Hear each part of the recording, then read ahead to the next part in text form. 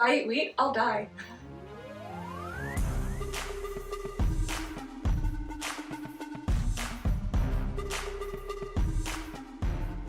Hi, welcome to Easy Gluten Free and Me. Today, we're filming this in front of a live studio audience. So today we're making banana oatmeal chocolate cookies. 3 ingredients, totally quick and easy. All you'll need is a banana, chocolate chips, and the oat of your choice. And what you'll do to start is preheat your oven to 350 degrees, and then the total recipe time will take 12 minutes, and that's it. All you need are bananas. You might want them to be a little bit more ripe than what they are right now, but these will still do. And then you'll need oats of your choice. Now, I am allergic to wheat, so I don't have celiac, but if you do have celiac, you may need to choose certain oats that you know work for you, but any type of oat will work for this. And then lastly, chocolate chips. I prefer mini chocolate chips. You get a lot more chocolate for your bite out of that, but you can use other chocolate chips as well. And if you're feeling fancy, you can add in whatever other mix-ins you think will work with this. This is a very add and mix type of recipe, trade in, trade out, whatever works for you, you can do. If you have experienced a gluten-free diet, you may realize when you look at a lot of recipes online, a lot of times they say you need flaxseed and chia seeds and honey and maple syrup, and it's like, listen, I don't have the time or the money to go find those ingredients. Wouldn't you agree? Yeah, it's not easy when you live on a not stable income. So I'm all about making it simple and easy. Just need a few ingredients and that's it. All right, so this recipe, totally easy and simple. What we're gonna start with is just mashing the banana. That's really, honestly, the most work this recipe is gonna take. We'll just mash the banana, do whatever you want with that. Excuse me. Come on in. Alright, and then simply you just take a fork and you just go for it. This is a good arm workout for you. And this is where you just want to get it as mashed as possible. You want it to get to a point where it kind of looks like baby food. That's how you know it's good.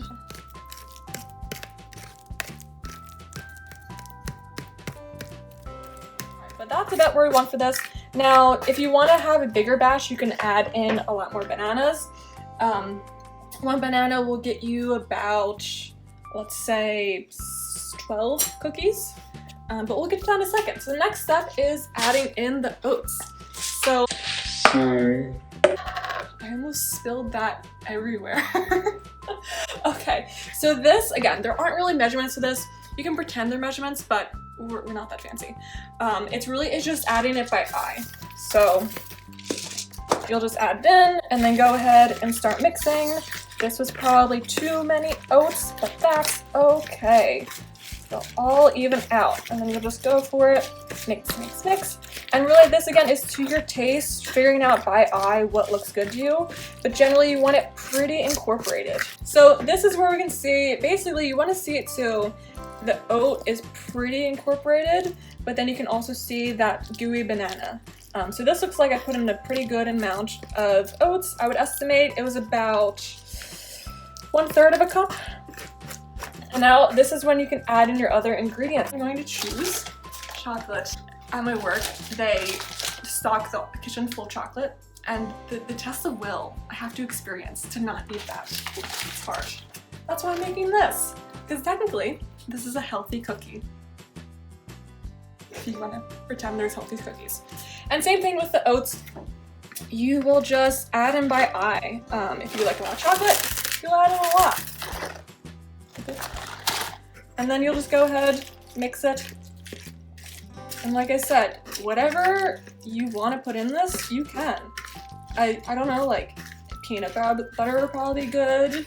Raspberries. You just generally want it pretty incorporated.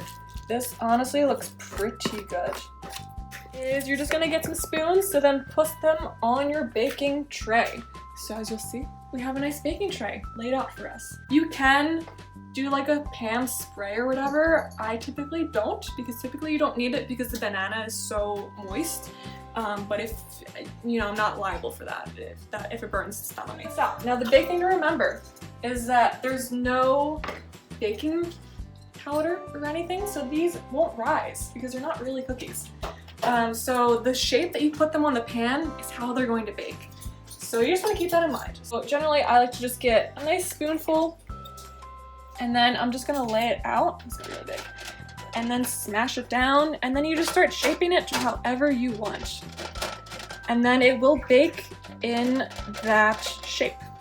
So as you're doing this, because these will bake as is, you'll notice as you start to put them together, maybe you're not getting as many chocolate chips as you would like. You know, this is where you can go ahead and start placing on more on top. You can again just design it however you want. Keep in mind, if you have a lot of chocolate chips closer to the bottom of it, those will stick more to the pan. If you're like me and live on the edge and don't want to spray it with anything. So just keep that in mind. As you can see, I'm clearly a very pristine baker that likes to keep everything even and uniform. These look lovely. What would you rate my baking abilities? Based on this is the first time you've seen me bake ever. Cookie out of cookie. Cookie out of cookie. I'm gonna make that a 10 out of 10 because they're both round. There, let me pause.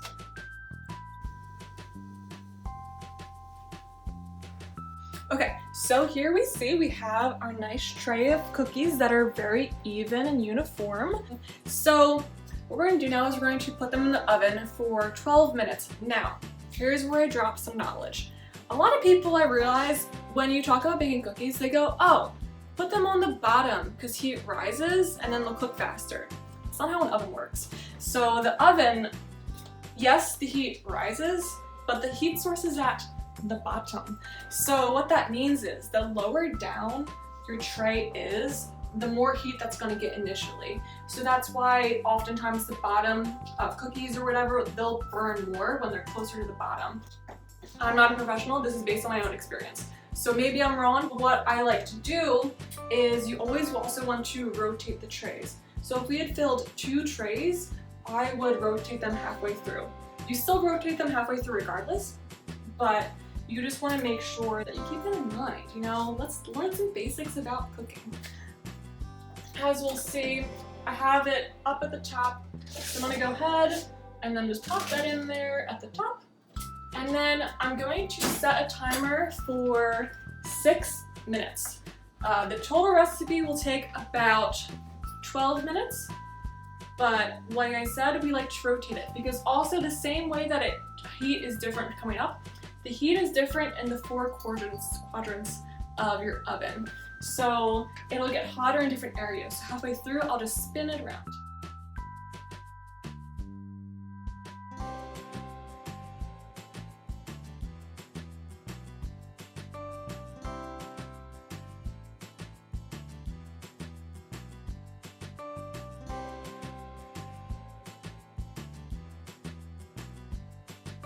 Okay, so it's been about 6 minutes. So I'm just going to rotate the pan so we can get a nice open bake, and let's check on them.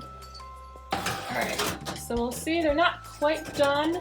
They'll be done when they're nice golden brown on the top. You just want to give a nice rotation so we get a good even cover. So it's been just about 12 minutes. It smells amazing in here. It's the perfect combination of like, what would you say, like a toasted banana? Like, yeah, kind of. Chocolatey. Chocolate, it's very chocolatey, and you know, my true love is a combination of banana and chocolate. You're zooming on me. Okay, but that's what it smells like here. It smells like you walk into, like, imagine, picture this. It's not the pandemic. You walk into a nice bakery. There is a nice, just like, atmosphere and vibe. It's like a nice sunny Saturday morning. You're just chilling. These need to come out of the oven. So that's what it smells like. And they are done. We'll see. There's a nice little kind of toasted coating on the top. What you're gonna do is you're gonna place them off to the side, resting on the counter. You don't want to put them on top of the oven because there's still a lot of heat there. This is to protect the bottoms of them. So we're gonna put them off to the side so that they can cool.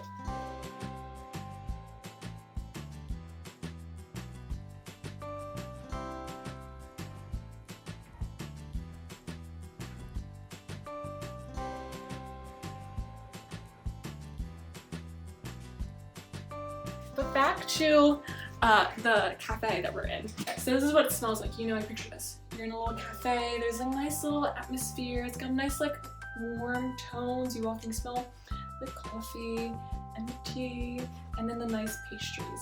Picture that. That's where we are. So these have been chilling just for a few minutes.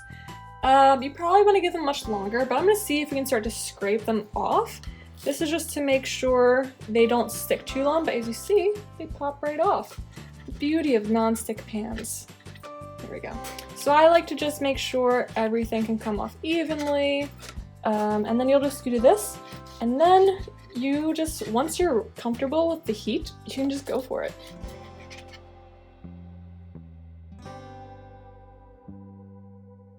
And here they are, perfectly ready and nice. Now, the beauty about these cookies is that they are delicious warm or cool.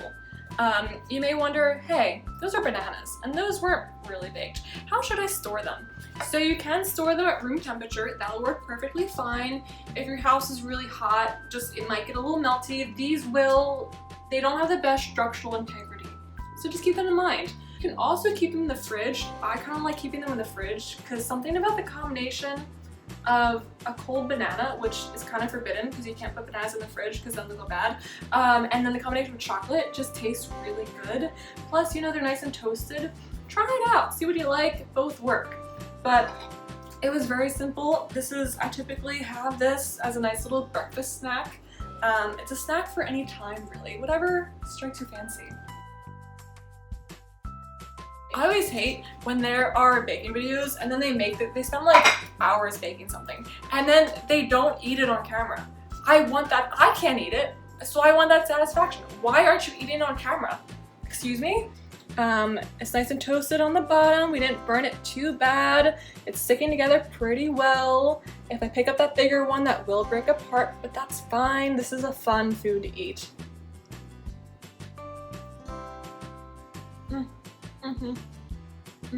It's very good. Very good. The banana turns nice and gooey, and then you get the nice toasted oat part, and then the chocolate. It's good. So that has been the recipe. 3 ingredients, 12 minutes, totally easy. Do whatever you want, honestly. You just get a ripe banana, oats, and chocolate, and you're good to go. As always, I am easy, gluten-free, and me. You can follow me on my blog, linked below, on Instagram and Twitter, all at the same name, EasyGF and me. I know that sounds kind of like easy girlfriend and me, which is like kind of a problem. But... You're not easy though. You're very hard. Hard to get. What? I need like a hard cut there. My studio audience isn't very happy with me.